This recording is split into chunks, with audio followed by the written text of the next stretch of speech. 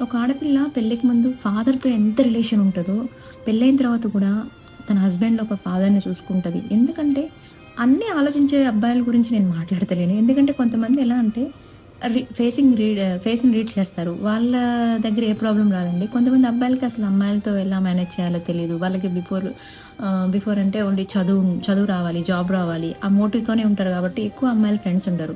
సడెన్‌గా అలాంటి వాళ్ళకి పెళ్ళయిందనుకో, అమ్మాయిలతో ఎలా మాట్లాడాలో తెలీదు. వైఫ్‌తో అంటే వైఫ్ ఎక్స్‌పెక్టేషన్స్ ఏంటి? వైఫ్‌కి వాళ్ళన్నీ ఇస్తున్నాం అనుకుంటారు. అన్నీ ఇస్తున్నాము, నేను ఫ్యామిలీని చూసుకుంటున్నాను, తనకి షాపింగ్ చేపిస్తున్నాను, అటు తీసుకెళ్తాను. బట్ ఫైనల్లీ తను ఏమి ఎక్స్‌పెక్ట్ చేస్తుంది తన నుంచి? లైక్ ఆహ్, ఆహ్, అన్నీ ఈక్వల్‌గా ఉంటాయి. మనీ గాని అన్నీ బావుంటాయి. ఫైనల్లీ ఎక్కడో ఏదో మిస్ అవుతుంది. అబ్బాయిలు మాకు తెలీదని మాత్రం చెప్పకండి. ఎందుకంటే మీరు ఒకటి జాబ్ జాయిన్ అవుతారు ఎగ్జాంపుల్‌కి. ఏదో ఒక బేసిక్‌తో జాయిన్ అవుతారు. అక్కడే ఆగిపోతారా? ఇంకొంచెం నేర్చుకుంటారు. ఇంకా బెటర్‌మెంట్ చూసుకుంటారు. అలాంటిది కెరియర్ కోసం మీరు అంత బెటర్‌మెంట్ చూసినప్పుడు రిలేషన్ కదా అండి! ఇది లైఫ్ లాంగ్ ఉండే రిలేషన్ కదా!